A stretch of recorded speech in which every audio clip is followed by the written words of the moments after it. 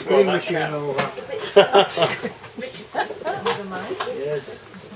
We former naval people must stick together.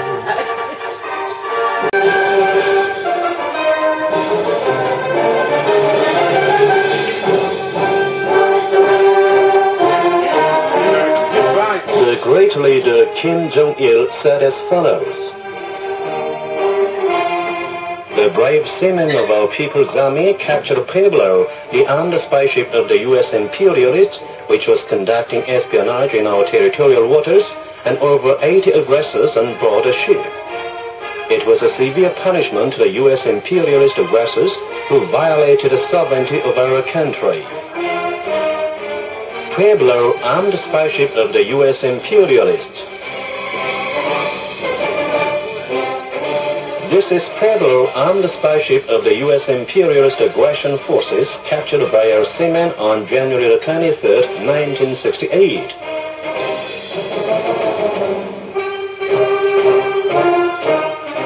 These are the crewmen of Pueblo. There were 83, including 6 officers. But one of them was killed at the time of capture as he attempted to resist.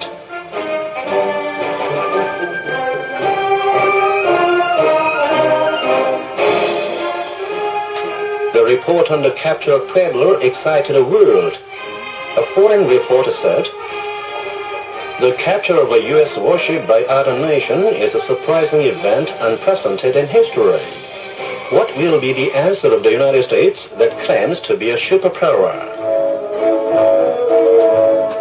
The then U.S. President Johnson, with an air of surprise, said Pueblo was a civilian marine research vessel which was operating on the open sea, and he maintained that the capture of Pueblo and its crew was a violation of the international law.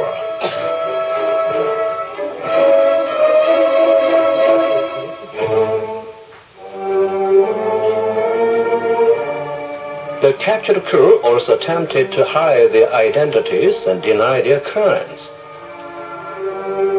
But information and evidences captured on the ship proved their crimes.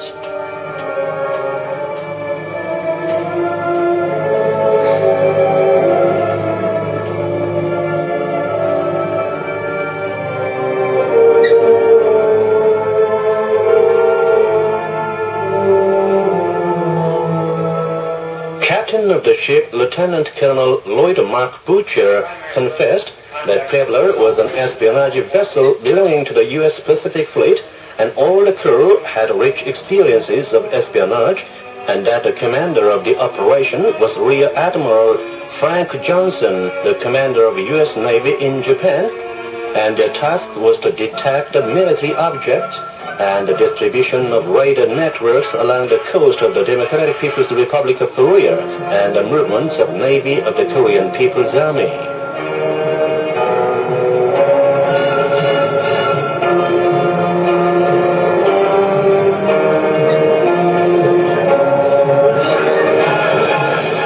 Lieutenant Stephen Robert Harris, a research officer, said that they had left Sasebo port of Japan on January 11, 1968, and as soon as they had entered the waters of East Korean Bay, they disguised the ship as a civilian research vessel and started operation.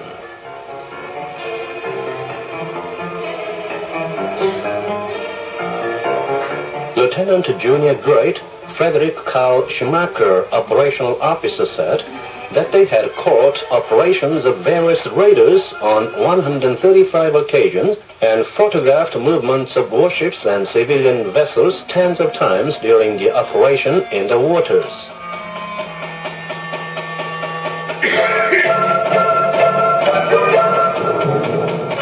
Lieutenant Edward Lance Murphy, administrative officer, said that their captain, upset with no tangible success, ordered them on January 23rd to approach Wonsan closer, and so they had come closer to Wonsan and conducted espionage acts.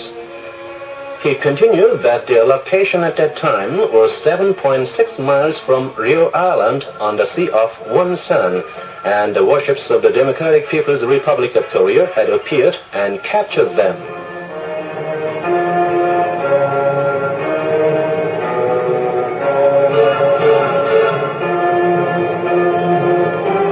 unanimously admitted the fact that they had intruded deep into our territorial waters and conducted espionage on 17 occasions and signed a joint apology to the DPRK government.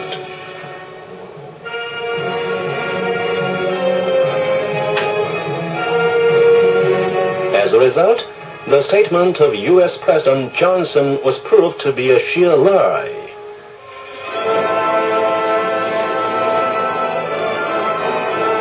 But Johnson manipulated mass media to spread a rumor that North Korea had persecuted the crew of Pueblo and executed the officers.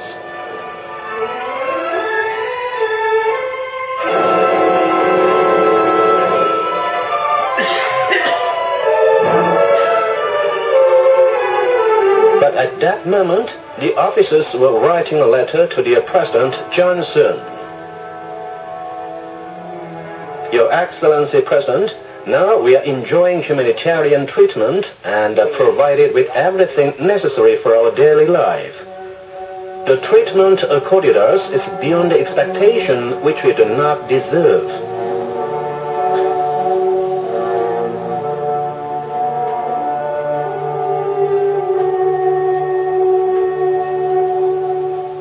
The brazen-faced U.S. imperialists brought the Pueblo incident to the UN Security Council to shift the responsibility upon us. Moreover, they clamored that they wouldn't rule out a retaliation and an all-out war if we didn't return Pueblo and its crew.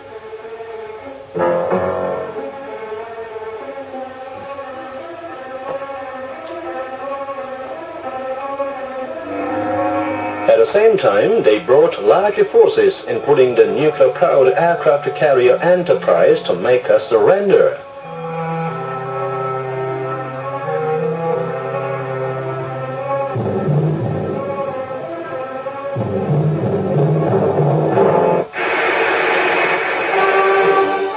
In this tense situation, President Kim Il-sung and General Kim Jong-il resolutely stated that we will answer the enemy's retaliation with retaliation and their all-out war with all-out war.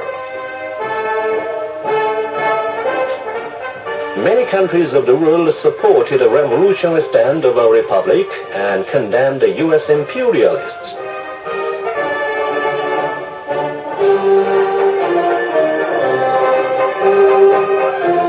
Alarmed at the development of the situation, the enemy attempted to make us surrender, not with strength, but through negotiations.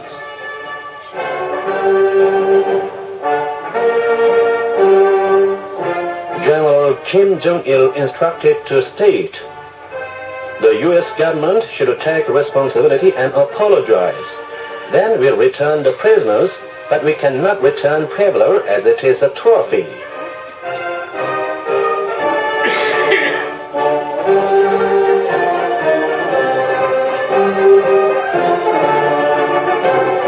At that time, there was a press conference with the crew of Pueblo in Pyongyang at the request of the journalists from various countries who had come to celebrate the 20th anniversary of the foundation of the Democratic People's Republic of Korea.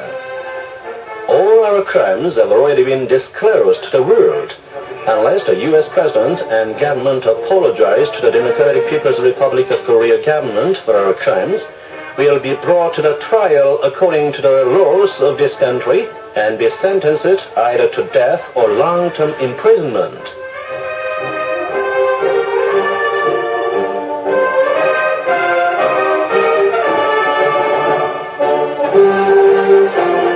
The crew unanimously admitted their crimes and requested for mercy, saying, "We want to go home alive. But the President and government that sent us here are now blocking the way. Help us, please."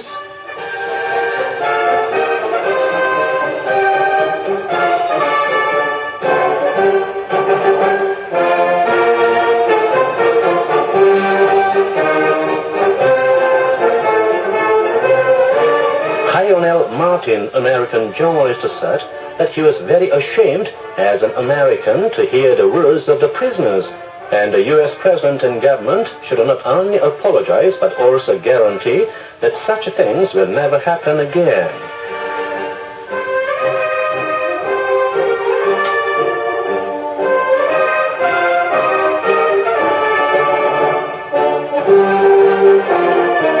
American people also blamed the U.S. President and the administration.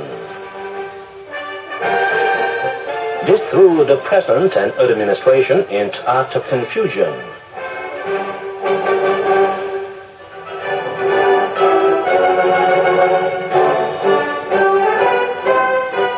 On December 23, 1968, 11 months after the capture of Pueblo, the enemy knelt down before the Korean people and made an official apology.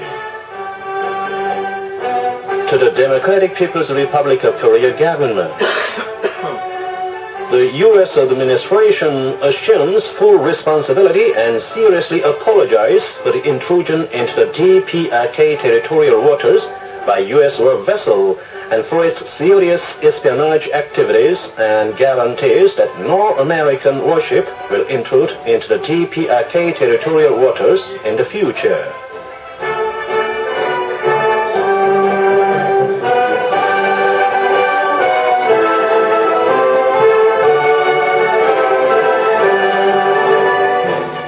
The U.S. representative was so confused that he even forgot to write a dater in the apology. He wrote a dater hurriedly urged by a representative.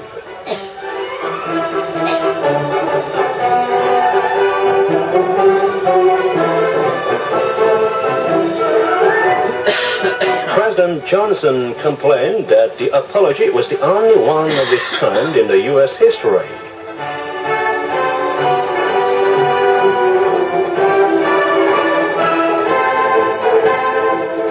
At 11:30 in the morning that day, the DPRK government announced that it would expel over 80 spies out of the Republic.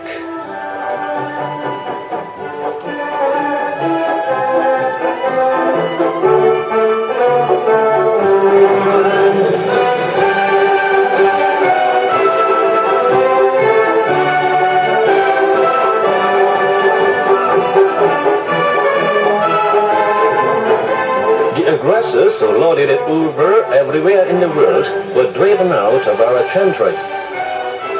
They returned without even turning their faces, without any dignity of the United States and honor of U.S. soldiers.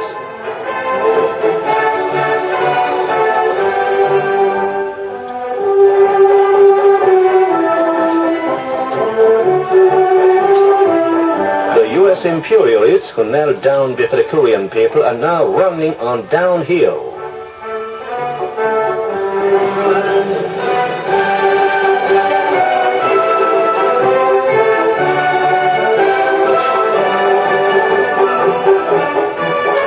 The people of the world unanimously said, the myth of mightiness of the United States was shattered again before the heroic Korean people. The victory of the Korean people, it is a victory of the great leader Kim Il-sung and the glorious Workers' Party of Korea.